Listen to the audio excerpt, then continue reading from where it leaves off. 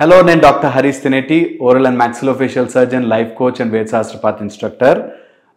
ఎన్నో రకాల టాపిక్స్ మనం మాట్లాడుకుంటూ వస్తున్నాము. అయితే ఈ మధ్య ఒకళ్ళు కాన్స్టెంట్గా అడుగుతున్న క్వశ్చన్ ఇది. అన్ని ఇతర మతాల్లో ఒక దేవుడే ఉన్నాడు, మనకి మాత్రం ఇంతమంది దేవుళ్ళు ఎందుకు? ఈ క్వశ్చన్ చాలా మటుకు అడుగుతున్నారు.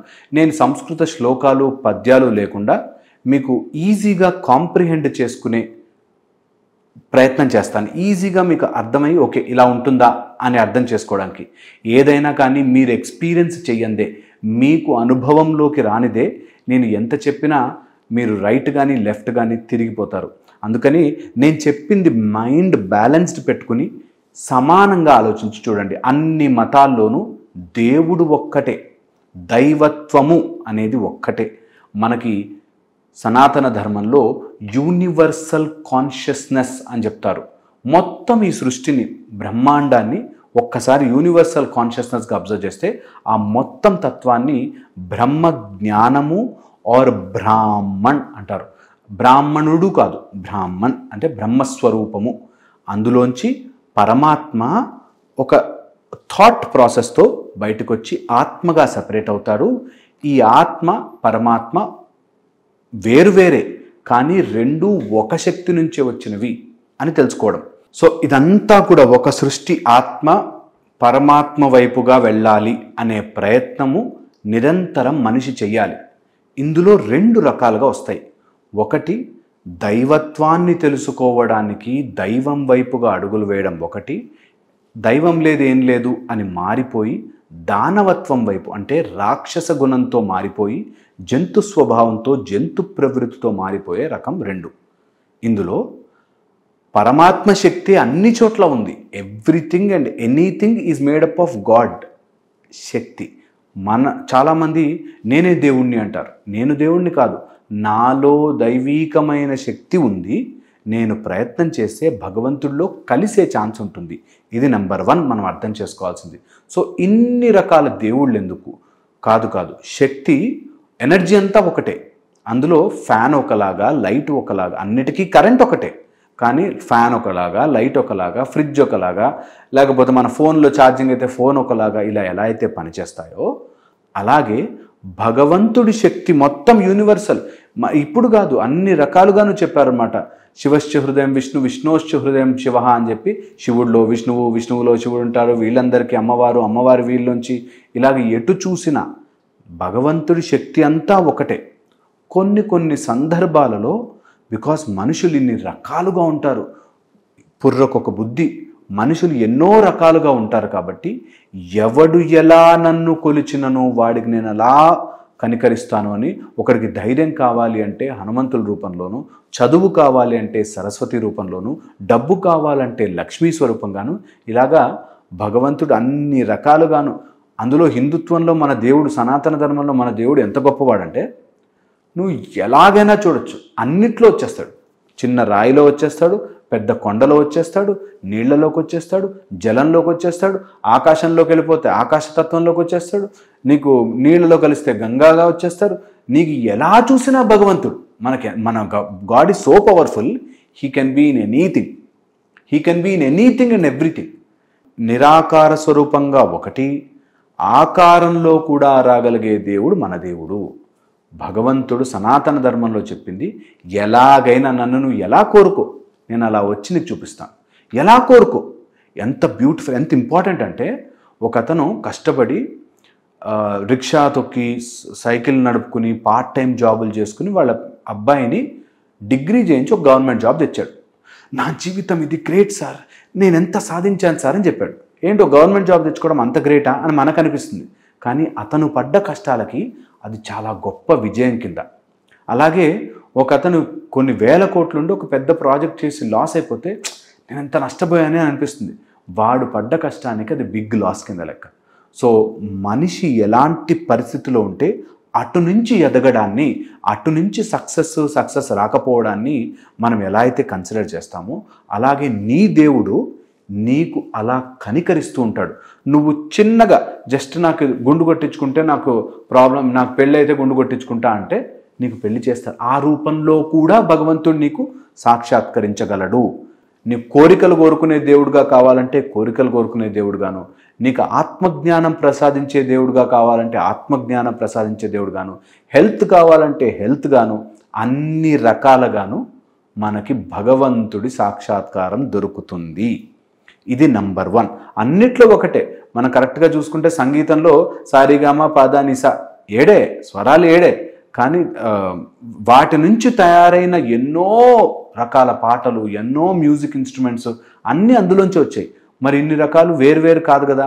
అలాగే భగవంతుడి స్వరూపం ఒకటే. అందులోంచి మనం కావాలనుకున్న ప్రతి ఒక్కడికి ఒక్కొక్క దృష్టిలో వస్తుంది. ఎందుకు వస్తుంది ఇలాగా అన్నది డౌట్. సరే, భగవంతుడు ఒకడే ఉంటే నాకు కనిపించేస్తే అయిపోయాయి కదా, ఎందుకు వస్తుంది ఇలాగా అన్నది క్వశ్చన్. ఫస్ట్ నెంబర్ 1 అర్థం చేసుకోవాల్సింది, భగవత్ స్వరూపము అన్ని రకాలుగాను రూల్స్ పెట్టేసింది. నువ్వు ఒకవేళ పరమాత్మ నుంచి సెపరేట్ అయి బయటకు వస్తే మాయ అనే నిన్ను ఆవహిస్తుంది. ఈ ఆత్మకి మాయ అనేది చుట్టుకుని నిన్ను పరమాత్మ ఉన్నాడు అని తెలియనీయకుండా చేసే గేమ్ ఇది.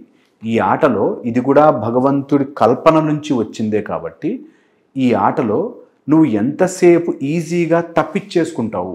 నేను డాక్టర్ అవ్వాలని చదువుతున్నాను, మధ్యలో క్రికెట్ మ్యాచ్లు చూస్తాను, మధ్యలో IPL చూస్తాను, నేనే వెళ్ళి ఆడుకుంటాను, బయటకు వెళ్ళి సిగరెట్ దాగొస్తాను, ఇన్ని చేస్తుంటే నీ గోల్ మర్చిపోయావు. నువ్వు హాస్టల్లో జాయిన్ అయ్యి చదువుకుంటాను అన్నది ఎందుకు? డాక్టర్ అవ్వడానికి. ఈ మధ్యలో ఇవన్నీ యాడ్ అయిపోయి నువ్వు గోల్ మర్చిపోయినట్టు నువ్వు పరమాత్మ యొక్క స్వరూపం రా, నువ్వు అది అవ్వాలి, నువ్వు పరమాత్మగా మారాలి అని మర్చిపోయాం. కాబట్టి మనకి ఎన్నో రకాల కష్టాలు వచ్చినట్టుగా అనిపిస్తాయి. ఈ కష్టాల నుంచి నిన్ను బయటకు పడేయాలంటే మళ్ళీ ఆ దైవం యొక్క శక్తే కావాలి. కాబట్టి మళ్ళీ భగవంతుడి శక్తే నీకు ఆ రూపంలో అలా కటాక్షిస్తుంది. ఒక మంచి మాట ఏంటంటే దేవత ఆర్ దేవుడు. దేవత అంటే ఏంటంటే ఎక్కడైతే నీ ఫోకస్డ్ కాన్సన్ట్రేషన్ ఉంటుందో ఆ రూపంలో నీకు దేవత ప్రత్యక్షమవుతుంది అంటారు. అంటే సపోజ్ ఒక టంగ్స్టన్ ఫిలమెంట్, తర్వాత ఒక బెకలైట్, తర్వాత దాని చుట్టూ ఉండే ఒక గాజు, ఇవన్నీ దూరం దూరంగా ఉన్నాయి. ఎప్పుడైతే అవన్నిటిని కలిపామో అక్కడ కాంతి అనే దేవత ఆర్ లైట్ అనే శక్తి వస్తుందన్నమాట. ఆ శక్తి ఈజ్ నథింగ్ బట్ దేవత. నీ ఫోకస్ ఎంతైతే నీకు దేని మీదైతే పెడతావో అక్కడ దైవీకమైన శక్తి వస్తుంది అన్నది దీని ఉద్దేశం. సో అందుకని దైవం ప్రతి దాంట్లో మనకైతే అన్ని రకాలుగా, and this the only method possible. అలా కాకుండా అక్కడెక్కడో దేవుడు ఉంటాడు, నువ్వు మంచి చేస్తావా లేదా లెక్కలు రాసుకుంటాడు, అలా ఉండదు. నువ్వు చేసిన దానికి నువ్వు అనుభవిస్తావు. నిప్పు కాలుస్తుంది, నీకు నీరు తడుపుతుంది, ఇలా రూల్స్. నువ్వు అందులోకి వెళ్ళావా బాగుపడతావు, ఇందులోకి వెళ్ళావా నష్టపోతావు, మళ్ళీ జన్మెత్తుతావు. ఏదో రోజు నువ్వు చేసిన తప్పులన్నీ అనుభవించి బాధపడి అమ్మో నాకు వద్దురా బాబు కష్టాలు అని అనిపించి మళ్ళీ భగవంతుడిని శరణు కోరి మళ్ళీ భగవంతుడి దగ్గర చేరతావు. నువ్వు ఇప్పుడు ఈ జన్మ కాకపోతే ఇంకో జన్మ చేరడం అయితే పక్క. కానీ ఎన్ని జన్మలు తిరుగుతూ ఉంటావు, ఎన్ని జన్మలు అనుభవిస్తూ ఉంటావు అన్నది పాయింట్. సో ఈ భగవత్ స్వరూపాన్ని తెలుసుకోవడానికి కొంతమంది గణపతి మార్గంలో వెళ్ళిపోతారు, కొంతమంది సౌర మార్గం సూర్యుడి మార్గంలో వెళ్తారు, కొంతమంది శాక్తేయ మార్గంలో వెళ్తారు, కొంతమంది గాణపత్యం, కొంతమంది కార్తికేయ స్వరూపంలో సుబ్రహ్మణ్య స్వామి మార్గంలో వెళ్తారు. ఇలాగ మార్గములు అనేకం. దత్త మార్గంలో వెళ్తారు, కొంతమంది అవధూత మార్గంలో. ఇలా మార్గములు అనేకమున్నా భగవంతుని శక్తి మాత్రం ఒకటే. అది తెలుసుకోవడానికి చాలా మెథడ్స్. ఫర్ ఎగ్జాంపుల్ మనం ఇక్కడ ABCD అని నేర్చుకుంటాం, తెలుగులో అంటే అ ఆ ఇ అని నేర్చుకుంటాం. అన్నీ కూడా లాంగ్వేజే, నువ్వు మాట్లాడింది ఇతడికి అర్థం కావడానికే, కానీ వాటి యొక్క అక్షరాలు వాటి స్ట్రోక్స్ డిఫరెంట్. అలాగే భగవత్ స్వరూపం ఒకటే, నీకు తెలుసుకోవడానికి మాత్రం వేరువేరుగా ఒక్కొక్కడు ఒక్కొక్క తోచిన విధంగా మనకొకసారి అవి లేవా ఉన్నాయి, నీకు అక్షరాలు లేవా ఉన్నాయి. లాంగ్వేజ్ దేనికి? మళ్ళీ నువ్వు మాట్లాడింది అర్థం చేసుకోవడానికి. అలాగే స్వరూపం ఉంది, నీకు ఈ లాంగ్వేజు ఉంది, ఈ అక్షరాలు ఉన్నాయి. అలాగే భగవంతుడు గణపతి రూపంలో ఉన్నాడు, గణపతి రూపంలో కావాల్సింది నీకు ఇస్తాడు, నీ శక్తి నీకు ఉంటుంది. ఎట్ ద సేమ్ టైం ఆ గణపతి స్వరూపము ద్వారా మార్గము ద్వారా నువ్వు జ్ఞానం తెచ్చుకోవాలి, ఈ యూనివర్సల్ కాన్షియస్నెస్ని అర్థం చేసుకోవాలి. సో ఎటు తిప్పిన మార్గము భగవంతుడు ఒక్కడే, భగవత్ స్వరూపాలు అనేకము. అండ్ ఆ స్వరూపాల్ని పదే పదే పదే పదే పదే పదే తెలుసుకుంటే మీకు ఆ రూపంలో మీకు భగవంతుడు కరెక్ట్గా అర్థం అవుతే ఫస్ట్ ఆకార రూపము, అక్కడి నుంచి నిర్వికార రూపంగా నీ భక్తి ప్రోగ్రెస్ అవుతుంది. చిన్నప్పుడే నేను ఒక పిల్లవాడిని చూశాను. 5+6 అనగానే 6 పెద్ద number, 6 in the mind, 5 in the hand, 6 తర్వాత 7, 8, 9, 10, 11 అని చెప్పి 11 అని రాసుకున్నాడు వాడు.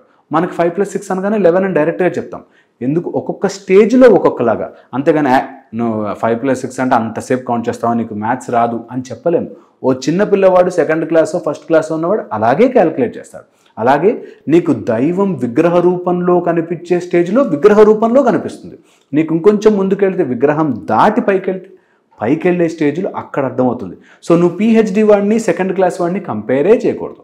At the same time 2nd class వాడు వేస్ట్ అని చెప్పలేము, ఎందుకంటే 2nd ఫౌండేషన్ పడకపోతే నువ్వు పైకి వెళ్ళలేవు. అలాగే దైవంలో కూడా విగ్రహారాధన చేస్తూ విగ్రహంలో లీనమైపోయి చదువుకున్న వాళ్ళు వేరు, అలా నేర్చుకున్న వాళ్ళు వేరు. అట్ ద సేమ్ టైం నువ్వు PhD స్టేజ్లోకి వెళ్ళాక అక్కడ వచ్చే జ్ఞానము వేరు. సో ఏ జ్ఞానం ఆ జ్ఞానమే. ఈ జ్ఞానం లేకపోతే ఆ జ్ఞానంకి తొందరగా రీచ్ కాలేవు. కొంతమంది పుట్టుకతోనే PhD స్కాలర్స్ తెలివితో పుడతారేమో, కానీ ఈ LKG ABC తర్వాత టింకుల్ లిటిల్ స్టార్ ఇవన్నీ నేర్చుకోకుండా నువ్వు పైకి ఎలా అయితే వెళ్ళలేవో, అలాగే ముందు ఆకారము, ఆ ఆకారాన్ని స్టెబిలైజ్ చేసుకుని చెడు ఆలోచనల్ని కంట్రోల్ చేసుకోవడము, చెడు ప్రవృత్తుల్ని కామక్రోధ లోభ మోహ మదమాత్సర్యాలను కంట్రోల్ చేసుకోవడం, అక్కడి నుంచి నీకు దైవం అన్నిట్లోనూ ఉన్నాడు అనే జ్ఞానం తెచ్చుకుంటే అందరినీ ప్రేమిస్తావు. అన్నిట్లో దేవుడున్నాడు, అంతటా దేవుడున్నాడు అనే స్టేజ్ రావాలి అంటే నువ్వు ముందు ఇలా స్టార్ట్ చేయాలి. సో అందుకని మనకి భగవంతుడు అన్ని రకాలుగాను, అన్ని రూపాలలోనూ, అన్ని సిచ్యువేషన్స్లోనూ కనిపిస్తాడు, వినిపిస్తాడు, ఉంటాడు. అండ్ మన హిందుత్వం మాత్రమే అంత గొప్పది. నువ్వు ఎందులో చూసినా దేవుడు ఉంటాడు రా, ఎందులో చూసినా అని చెప్పగలిగే ఏకైక సిస్టమ్ హిందుత్వం. కాబట్టి హిందుత్వంలో ఇది పాసిబుల్. దాన్ని అసలు ఏ మాత్రం ఎవరు ఎలా చెప్పినా డైవర్ట్ అవ్వద్దు, డీవియేట్ అవ్వద్దు, చెడు మార్గంలో పోవద్దు, మన ధర్మాన్ని విడిచి పక్కకెళ్ళొద్దు.